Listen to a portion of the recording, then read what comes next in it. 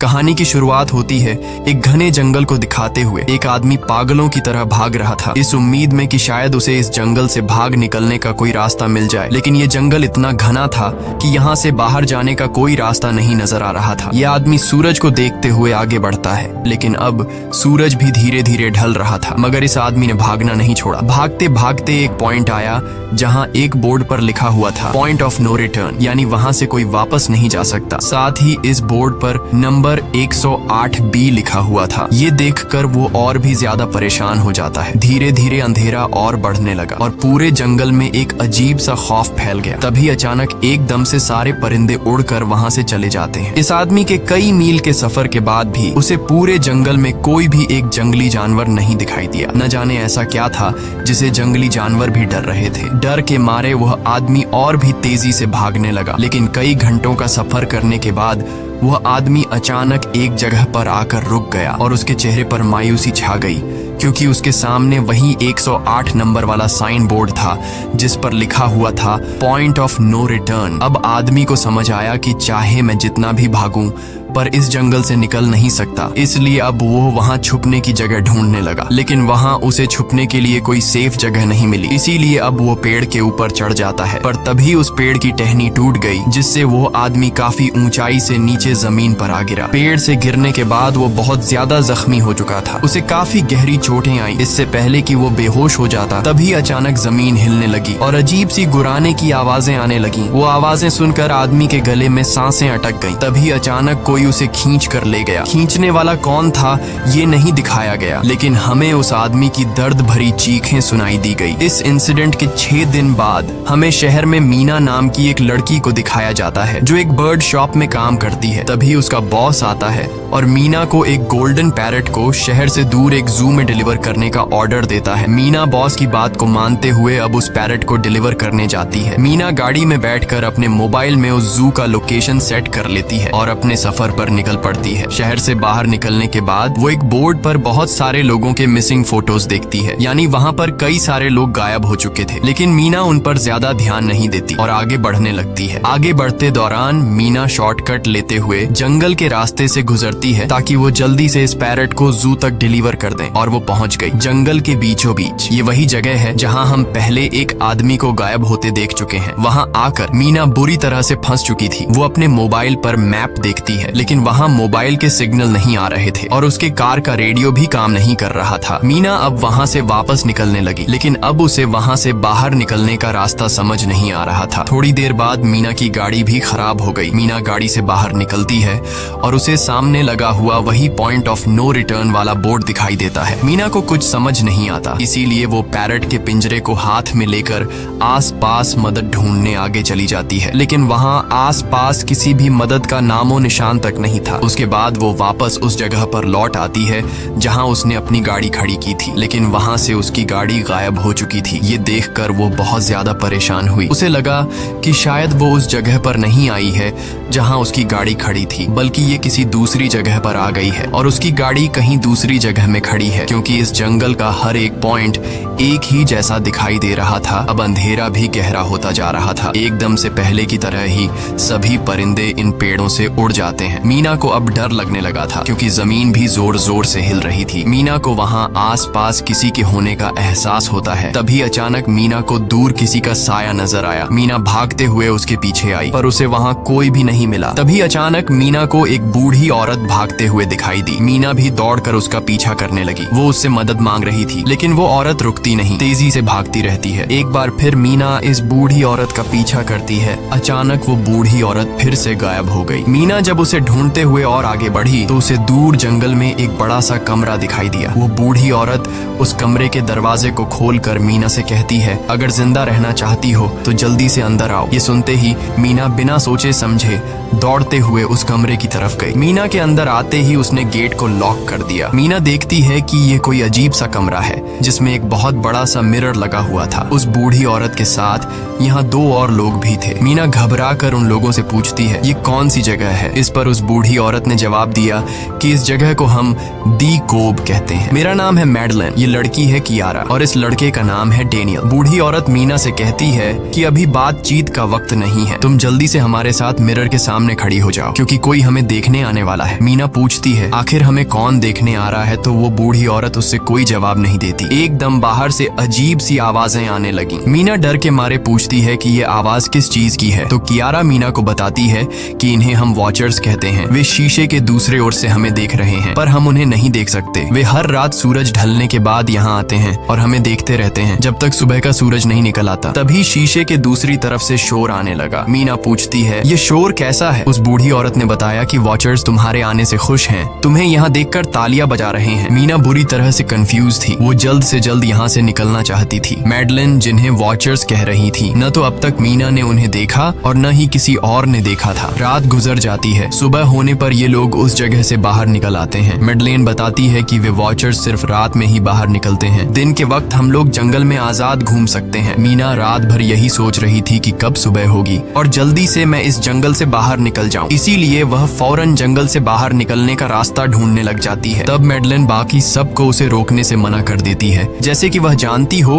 कि मीना इस जंगल से बाहर नहीं निकल सकती और वह जरूर वापस आएगी। बस मीना को जाते हुए मैडलेन बताती है कि तुम्हारा यह फैसला अच्छा नहीं है, इस जंगल से बाहर निकलने का कोई रास्ता नहीं है। रात होने से पहले हमें इस घर में वापस आना पड़ता है, अगर तुम लेट हो गई तो तुम अपनी जान से हाथ धो बैठोगी। मीना किसी की बात नहीं सुनती और अपने पैरट को लेते हुए तेजी से आगे बढ़ती है। थोड़ा सा आगे बढ़ने पर उसे वहीं पॉइंट ऑफ नो रिटर्न वाला साइन दिखाई देता है। उसे देखकर वो घबरा तो गई लेकिन उसने हिम्मत नहीं हारी और सूरज को देखकर सूरज की डायरेक्शन में आगे बढ़ती रही, पर जंगल से निकलने में कामयाब नहीं हो सकी। आगे चलकर रास्ता ही खत्म हो गया। मीना ने देखा कि वो एक पहाड़ के टॉप पर खड़ी है जहाँ से आगे दूर दूर तक जंगल के सिवा कुछ भी नहीं था। इसीलिए वो मायूस होकर नीचे बैठ जाती है। तभी अचानक उसके कंधे पर किसी ने हाथ रखा। वो डर गई और जब उसने पीछे मुड़कर देखा तो वो बूढ़ी औरत मैडलेन थी। यहाँ मैडलेन उसे हौसला देती है और कहती है कि सिर्फ तुम ही नहीं जिसने यहाँ से निकलने की कोशिश की और हार गई, हम भी तुम्हारी तरह ही हार कर यहाँ रुके हैं। यहाँ से बाहर निकलने का कोई रास्ता नहीं, चलो मैं तुम्हें कुछ दिखाती हूँ। मैडलेन मीना को जंगल की तरफ लेकर जाती है। मैडलेन मीना से कहती है, ये जंगल एक शिकारी है और हम सब उसका शिकार, अगर जिंदा रहना चाहती हो तो हमारे साथ ही रहो। मैडलेन उसे पॉइंट ऑफ नो रिटर्न वाले काफी सारे साइन बोर्ड दिखाती है जो कि जंगल के चारों तरफ गोल घेरे में लगे थे और उनके बीच में था उनका कमरा। मैडलेन बताती है कि यह हमारे घर से आधे दिन के फासले पर लगे हैं, अगर इसे आगे गई तो वापस लौटना मुश्किल हो जाएगा, इसलिए कभी भी यह तुम्हें नजर आए तो तुम इन्हें इग्नोर मत करना। मीना पूछती है, ये सब किसने बनाया? तो वो जवाब देती है, ये एक प्रोफेसर ने बनाया है, लेकिन अब तक उसे किसी ने देखा नहीं है। अब रात हो जाती है, ये लोग वापस उस घर के अंदर आ जाते हैं। हर रात वॉचर्स उन्हें देखने के लिए आते थे। आज कियारा नामी लड़की उनके सामने डांस करती है और कहती है ये सब उन्हें पसंद है। ऐसा नहीं था कि इन चारों को हर रात वॉचर्स के सामने खड़ा ही रहना पड़ता था। ये लोग जो चाहते वह कर सकते थे, बस ये लोग उनकी तरफ अपनी कमर नहीं कर सकते थे। ऐसा करने पर वो लोग बहुत ज्यादा गुस्सा हो जाते थे। रात में तो उन्हें सिर्फ वॉचर्स का मसला था, लेकिन दिन में भी उन्हें बहुत मुश्किलों का सामना करना पड़ता था। ये लोग जंगल से हर रोज अपना पेट भरने के लिए कुछ न कुछ शिकार करके लाते थे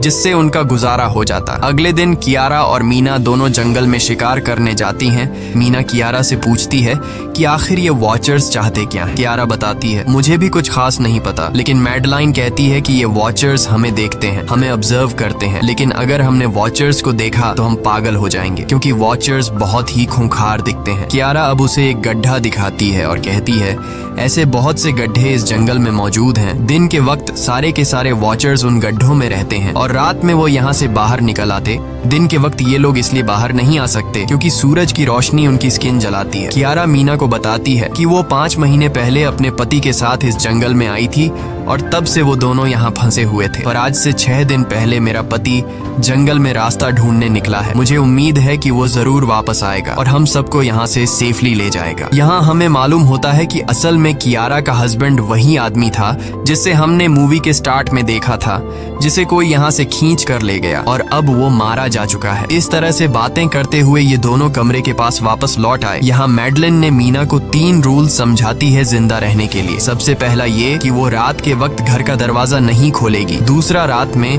वो आईने की तरफ अपनी कमर नहीं करेगी। करेगी, और तीसरा ये कि दिन के वक्त वो उन गड्ढों के पास नहीं जाएगी और जितना हो सके रोशनी में रहेगी। जब तक तुम इन रूल्स को फॉलो करोगी तब तक तुम जिंदा रहोगी। लेकिन मीना को मैडलाइन की बातों पर बिल्कुल भी भरोसा नहीं होता। अब उस रात मीना इन वॉचर्स के बारे में जानना चाहती थी, इसीलिए वो शीशे के साथ कान लगाकर आवाजें सुनने की कोशिश करती है। जब उसे कुछ सुनाई नहीं देता तो मीना को मैडलाइन की बताई गई वॉचर्स की बातें फेक लगने लगती हैं। इसलिए वह रूल्स को तोड़ते हुए अपनी कमर को शीशे की तरफ करके सो जाती है, और ऐसा करने पर इन वॉचर्स को गुस्सा चढ़ जाता है। वो लोग जोर जोर से उस शीशे को मारने लग जाते हैं। शोर से मैडलाइन भी उठ जाती है और वह जल्दी से मीना को शीशे की तरफ खड़े रहने को कहती है, और तब जाकर वो वॉचर्स का गुस्सा शांत होता है। यानी जब इंसान वॉचर्स को अपनी पीठ दिखाते हैं तो वह उसे खुद की इंसल्ट मानने लगते हैं। ये रात भी गुजर जाती है और अगले दिन मीना डेनियल के साथ शिकार पर निकलती है। वो डेनियल से पूछती है, क्या आज तक तुमने किसी वॉचर को देखा है? जिस पर डेनियल ने जवाब दिया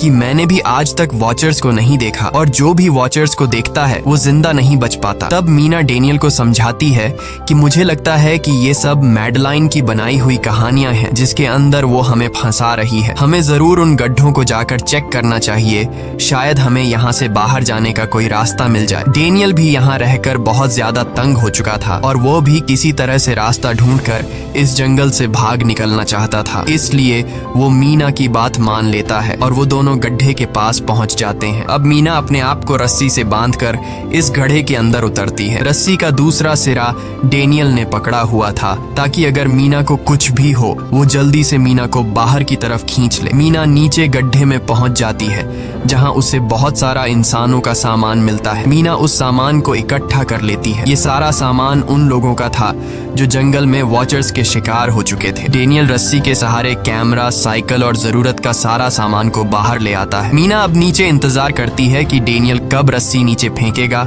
और मैं ऊपर चली जाऊंगी। और इससे पहले कि मीना उस गड्ढे से बाहर निकल पाती, उसे गड्ढे के अंदर किसी के आने की हलचल सुनाई देती है। मीना जल्दी से डेनियल को रस्सी नीचे फेंकने की आवाज देने लगती है, लेकिन तभी मीना को पकड़ने के लिए एक वॉचर का हाथ बढ़ने लगता है। पर मीना धूप में खड़ी थी, इसलिए जब उस वॉचर के हाथ पर सूरज की रोशनी पड़ी तो उसका हाथ जलने लगा। इतने में डेनियल ने नीचे मीना के पास रस्सी फेंकी और मीना फौरन जल्दी से बाहर निकल आई। मीना पूरी तरह से डर गई थी। ये लोग उस सारे सामान को लेकर अपनी सेफ हाउस में आ गए, जहां मैडलाइन ने उससे पूछा, ये सामान तुम्हें कहां से मिला? ये लोग झूठ बोल देते हैं कि ये सामान उन्हें इस जंगल से मिला। मैडलाइन को इस जंगल में रहते हुए बहुत अरसा गुजर चुका था। वो जानती थी कि ये सामान उसे जंगल से नहीं बल्कि एक गड्ढे से मिला होगा। वो मीना से पूछती है, बताओ तुमने गड्ढे के अंदर क्या देखा? लेकिन मीना उसे कुछ नहीं बताती। ये लोग बहुत खुश थे कि आज रात ये लोग वॉचर्स को देख पाएंगे, क्योंकि मीना को गड्ढे के अंदर एक कैमरा मिला था। डेनियल किसी तरह जुगाड़ करके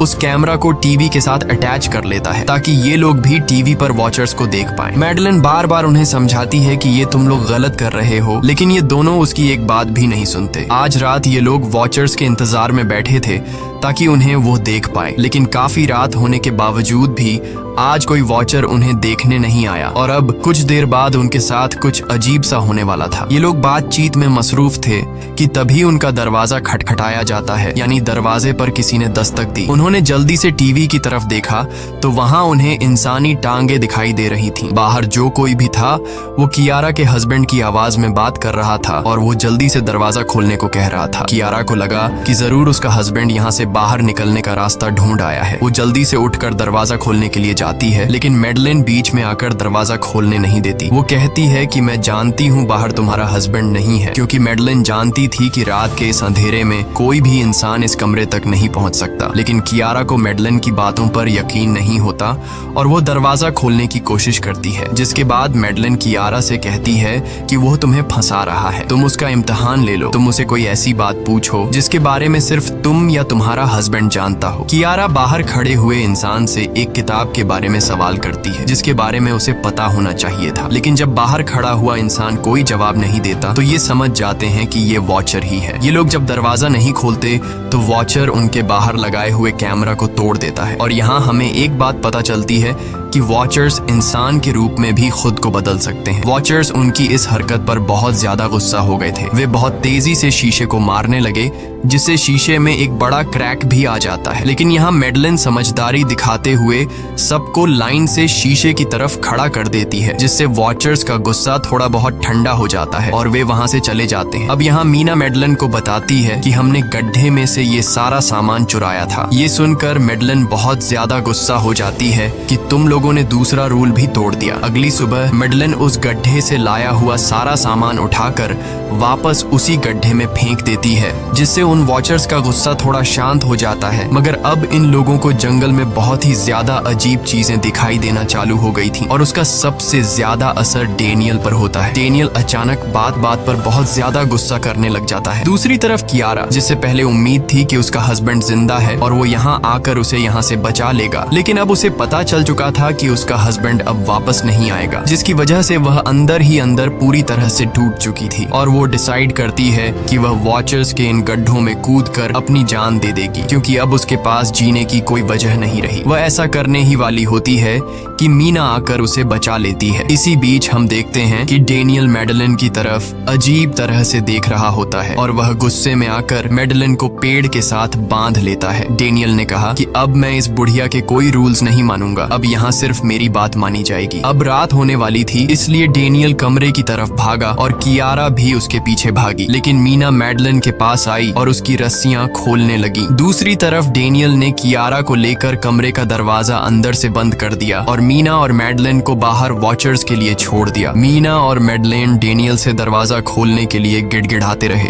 डेनियल से रिक्वेस्ट करते हैं कि प्लीज दरवाजा खोल दो, लेकिन डेनियल ने दरवाजा नहीं खोला। अब बाहर चारों तरफ अंधेरा छा गया और वॉचर्स के आने का टाइम हो गया, इसलिए अब मजबूरन उन्हें अपनी जान बचाने के लिए एक घने पेड़ के नीचे रहकर छिपना पड़ा। थोड़ी देर बाद उन्हें वॉचर्स की गुराने की आवाजें आने लगी। इस टाइम मीना और मैडलन के साथ हमें भी उन वॉचर्स की एक झलक दिखाई जाती है। ये लोग लंबे पतले और खतरनाक थे। सब अपने अपने गड्ढों से निकलकर इंसानों को देखने के लिए उस सेफ रूम तक पहुंचते हैं और जब ये लोग देखते हैं कि मीना और मैडलन वहां नहीं हैं, तो वो उनको खाने के लिए जंगल में ढूंढने लग जाते हैं। और जब ये वॉचर्स दूर जाते हैं तो मौके का फायदा उठाते हुए ये दोनों फिर से सेफ रूम तक आ जाते हैं और डेनियल से रो रो कर दरवाजा खोलने को कहते हैं। इस बार डेनियल के दिल में रहम जाग जाता है और वो उनके लिए दरवाजा खोल लेता है। अब अंदर जाने के बाद पहले तो मैडलन डेनियल पर गुस्सा करती है और फिर इन सबको शीशे के सामने खड़ा करके वॉचर्स के बारे में कुछ बातें बताती है। मैडलन ने कहा कि अब तक हम बहुत से रूल्स तोड़ चुके हैं, इसलिए मुझे नहीं लगता कि इस बार वॉचर्स हमें माफ करेंगे। मैं तुम लोगों को वॉचर्स के बारे में कुछ सच्चाई बताना चाहती हूँ। दरअसल मैं जब यहाँ पहली बार आई थी तो मैंने कुछ ऐसा देखा जिससे मेरे होश उड़ गए। मैंने अपना ही एक डुप्लीकेट देखा। असल में वो एक वॉचर था जो मेरा रूप लेने की कोशिश कर रहा था। हालांकि उसकी आंखें और बाल बिल्कुल परफेक्ट नहीं थे। मीना ने पूछा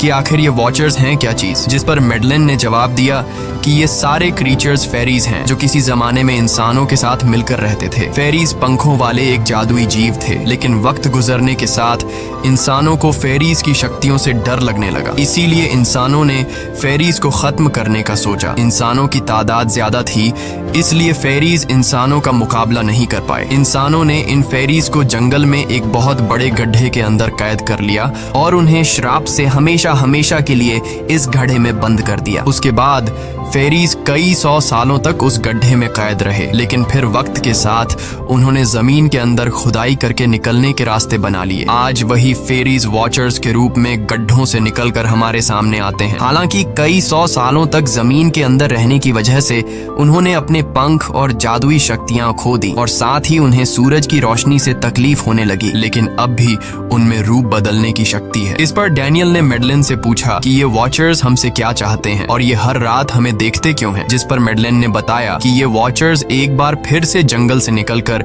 इंसानों के बीच रहना चाहते हैं, लेकिन अपने असली रूप में ये इंसानों के बीच नहीं रह सकते। इसीलिए उन्होंने हमें यहाँ रखा हुआ है ताकि हमें देखकर हमारा रूप ले सकें और हमसे आज के दौर के तौर तरीके सीखकर इंसानों के बीच रह सकें। मैडलन ये सब बातें बता ही रही थी कि अचानक सभी वॉचर्स वापस लौट आए और जब वॉचर्स को पता चलता है कि मैडलन और मीना वापस अपने कमरे में आ गए हैं तो वो सब गुस्से से भड़क उठे और दरवाजा तोड़ने की कोशिश करने लगे। इन चारों ने टेबल को खींचकर दरवाजे के सामने रख दिया ताकि दरवाजा वॉचर्स तोड़ न सके, लेकिन वॉचर्स की ताकत काफी ज्यादा थी और इन चारों को पता चल चुका था कि जल्द ही वॉचर्स अंदर आ जाएंगे और उन्हें मौत अपनी आंखों के सामने दिखाई दे रही थी। तभी उन्होंने देखा कि टेबल को घसीटकर दरवाजे तक ले जाने की वजह से कारपेट पलट गई है। जब उन्होंने कारपेट हटाया तो उन्हें नीचे एक बड़ा लोहे का गेट नजर आया। उन्होंने जल्दी से गेट खोला तो उन्हें पता लगा कि नीचे एक बहुत बड़ा बंकर है। ये लोग जल्दी से उस बंकर के अंदर घुस गए और ऊपर से लोहे का गेट बंद कर दिया। ये लोग इस बात को लेकर परेशान थे कि ये बंकर यहाँ पर मौजूद था और इन लोगों को पता भी नहीं चला। इस बंकर के नीचे बहुत फैसिलिटीज थी, हजारों दिन का खाना, एक कंप्यूटर और भी बहुत सारा जरूरत का सामान रखा था। मीना जानना चाहती थी कि आखिर ये जगह किसने बनाई, इसीलिए वो उस कंप्यूटर को ऑन कर लेती है। उस कंप्यूटर में बहुत सारा डेटा सेफ था, जिसे खोलने पर उन्हें पता चलता है कि ये सारी जगह प्रोफेसर मार्टिन ने बनाई थी। असल में प्रोफेसर को इन क्रीचर्स के बारे में पता था। वो इन वॉचर्स पर रिसर्च करना चाहता था, इसीलिए उसने ये बंकर बनाया था। पैसों का लालच देकर वो दूसरे इंसानों को काम के लिए यहाँ लेकर आता था और रात के वक्त मजदूरों को ऊपर कमरे में छोड़कर खुद यहाँ आकर छुप जाता था और वो वॉचर्स फिर उन इंसानों को खा जाया करते थे। अगली वीडियो में डॉक्टर मार्टिन बताते हैं कि उनकी रिसर्च के दौरान उन्हें एक सबसे अलग फेरी मिली जो रोशनी में भी उन गड्ढों से बाहर आ सकती थी। डॉक्टर बताता है कि उस वॉचर ने एक बच्ची का बिल्कुल परफेक्ट रूप ले लिया था जिसे कोई पहचान नहीं सकता था। वो बहुत अच्छी थी, उसने डॉक्टर मार्टिन को मारा नहीं। डॉक्टर मार्टिन उसे यहाँ ले आया। तभी प्रोफेसर ने कैमरा को दूसरी तरफ मोड़ा। तब उन्होंने देखा कि प्रोफेसर ने उस छोटी सी बच्ची के रूप में आए वो क्रीचर को पिंजरे में कैद कर लिया है। पता नहीं डॉक्टर उसके साथ कौन सा एक्सपेरिमेंट करने वाला था। उस कंप्यूटर में बहुत सी वीडियोस थी और हर वीडियो में कुछ न कुछ बताया हुआ था। मीना बस ये जानना चाहती थी कि आखिर में क्या हुआ, इसीलिए वो सबसे आखिरी वीडियो प्ले करती है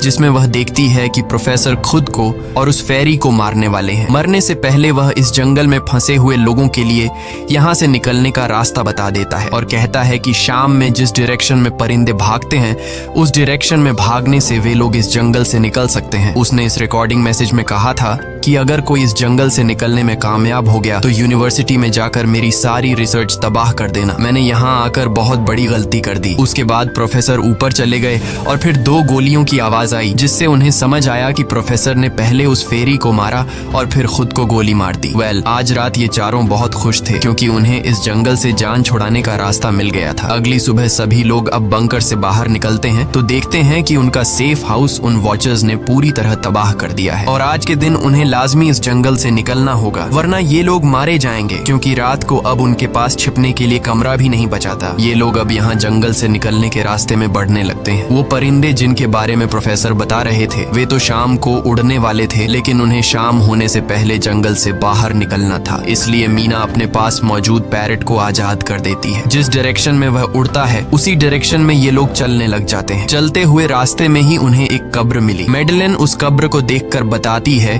कि एक वक्त था जब ये लोग इंसानों के साथ रहते थे, लेकिन इंसानों ने उनके साथ बहुत बुरा किया, धोखा किया और उन्हें यहाँ जंगलों में फंसाकर खुद चले गए। कई घंटे सफर करने के बाद ये लोग एक नदी के पास पहुंच गए। वहां उन्हें प्रोफेसर का एक बोट मिला जिसको देखकर ये लोग बहुत खुश हुए, लेकिन उनकी खुशी अब कुछ ही देर की मेहमान थी क्योंकि अब अंधेरा हो चुका था और वॉचर्स के आने का वक्त हो गया था। उससे पहले कि ये लोग डॉक्टर मार्टिन की बोट में बैठकर यहाँ से दूर चले जाते तभी उन्हें पीछे से किसी की आवाज आई। जब उन्होंने पीछे मुड़कर देखा तो वो कियारा का हस्बैंड था जो मदद के लिए चिल्ला रहा था। वो बहुत ही जख्मी हालत में था। बाकी सब बोट में बैठ चुके थे, इसलिए डेनियल अकेला उसकी मदद के लिए गया। डेनियल कियारा के हस्बैंड को खींचकर बोट की तरफ लाने लगा, लेकिन तभी ये लोग बोट से देखते हैं कि डेनियल जिसकी मदद करने गया वह कोई इंसान नहीं बल्कि एक वॉचर है जिसने उनके सामने ही डेनियल का रूप ले लिया। वो लोग कुछ भी नहीं कर पा रहे थे। अब उस वॉचर ने डेनियल को मार दिया। उन्हें इस बात का पता था कि वॉचर्स इस नदी को पार नहीं कर सकते हैं और फाइनली ये लोग खुद इस नदी को पार करके शहर तक पहुंच जाते हैं। और कहानी में असल ट्विस्ट इसके बाद आया। शहर पहुंचने के बाद ये तीनों अलग अलग रास्तों पर चले गए और कुछ दिनों बाद अब मीना जल्दी से डॉक्टर मार्टिन के कहने के मुताबिक उनके यूनिवर्सिटी में उनका सारा डेटा खत्म करने के लिए आई। उससे पहले कि वह उनका रिसर्च डेटा डिलीट कर देती तभी उससे वहां एक टेप रिकॉर्डर मिला और उस टेप रिकॉर्डर से मीना को एक नया राज मालूम हुआ। जब हजारों साल पहले इंसान और फेरीज एक साथ रहते थे तो तब उनकी शादी भी हुआ करती थी। इंसान और फेरी के मिलन से जो बच्चे पैदा होते थे उनमें इंसान और फेरी दोनों के गुण होते थे। उन्हें हाफलिंग्स कहा जाता था। उन हाफलिंग्स में एक खासियत थी कि वे रूप बदलने में इतने माहिर होते थे कि वे किसी मरे हुए इंसान का रूप भी बदल सकते थे। प्रोफेसर का मानना था कि जब इंसानों ने फेरीज को जंगल के अंदर गढ़ों में कैद कर लिया था, तब हाल्फलिंग इंसानों के बीच अपना रूप बदलकर चुपके से रहने लगे और वो आज भी किसी न किसी रूप में इंसानों के बीच मौजूद है। मीना जब प्रोफेसर के ऑफिस में आई और वहाँ पर जांचबीन करने लगी तो वहाँ उसके हाथ कुछ ऐसी तस्वीरें लगी जिसने उसके होश उड़ा दिए। उसने देखा कि तस्वीर में जो प्रोफेसर के साथ लेडी खड़ी है वो कोई और नहीं बल्कि मेडलिन है और असल में मेडलिन प्रोफेसर की वाइफ है। वो कंफ्यूज हो जाती है कि मेडलिन ने उसे यह बातें क्यों नहीं बताई। इस भारी कंफ्यूजन को शेयर करने के लिए वो कियारा के पास आती है और उसे बताती है कि जिस मेडलिन से हम जंगल में मिले थे वो असल में प्रोफेसर मार्टिन की वाइफ है, लेकिन उसने हमें यह सच्चाई इसलिए नहीं बताई क्योंकि वो खुद एक इंसान नहीं बल्कि एक रूप बदलने वाली फेरी थी। मैंने जब रिसर्च किया तो मुझे पता चला कि काफी साल पहले प्रोफेसर की वाइफ मेडलिन कैंसर की वजह से मर गई थी। ये सुनकर कियारा कहती है कि फिर वो मेडलिन कौन थी जो इतने समय से हमारे साथ थी। इस पर मीना कहती है, मुझे सब समझ आ रहा है। दरअसल प्रोफेसर अपनी वाइफ के मरने से बहुत दुखी थे और उसे हर हाल में वापस पाना चाहते थे और जब प्रोफेसर को इन रूप बदलने वाली फेरीज के बारे में पता चला तो प्रोफेसर ने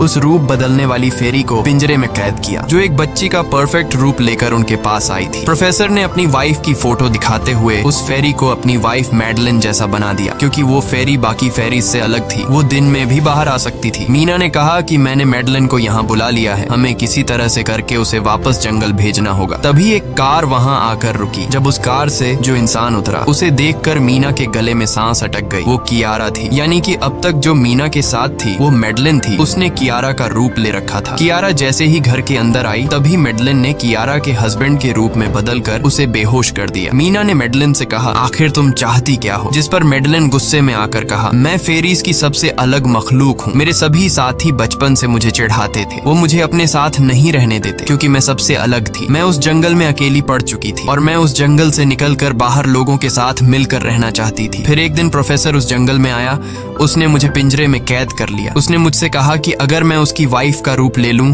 तो वह मुझे जंगल से बाहर ले जाएगा। मैंने उसकी बात मान ली। प्रोफेसर ने मुझे मेडलिन की सारी बातें सिखाई और बाद में उस धोखेबाज प्रोफेसर ने मुझे मारने की कोशिश की, लेकिन उससे पहले कि वो मुझे मार पाता मैंने उसे ही मार डाला। तुम इंसान कभी भी भरोसे के लायक नहीं थे और न ही रहोगे। अब तुम भी मेरी सच्चाई जान चुकी हो, इसलिए तुम्हें भी मरना होगा और तुम्हें मारने के बाद मैं तुम्हारे रूप में इंसानों के बीच रहूंगी। यह कहकर मेडलिन ने मीना का रूप ले लिया और उसका गला दबाकर उसे मारने लगी। तब मीना ने मेडलिन से कहा कि क्या प्रोफेसर ने तुमसे यह नहीं कहा कि तुम क्यों दिन में निकल सकती हो? असल में तुम हाइब्रिड हो, आधी इंसान और आधी फेरी, इसीलिए तुम इंसानों और फेरीज के बीच रह सकती हो। मुझे पता है कि दुनिया में अकेला रहना कैसा होता है, लेकिन तुम अकेली हाफलिंग नहीं हो। तुम्हारे जैसे और भी हाफलिंग्स हैं जो किसी न किसी रूप में इंसानों के बीच रह रहे हैं। इस सच्चाई का पता चलते ही मेडलिन का शरीर अचानक अपने असली रूप में आने लगा। देखते ही देखते उसके पंख निकल आए, जिसके बाद वो मीना को यहीं पर छोड़कर यहाँ से उड़ जाती है। इसके बाद कुछ हफ्तों के बाद का सीन दिखाया जाता है जहाँ मीना अपनी सिस्टर के साथ रहने लगी है। उसने अपनी सिस्टर को बताया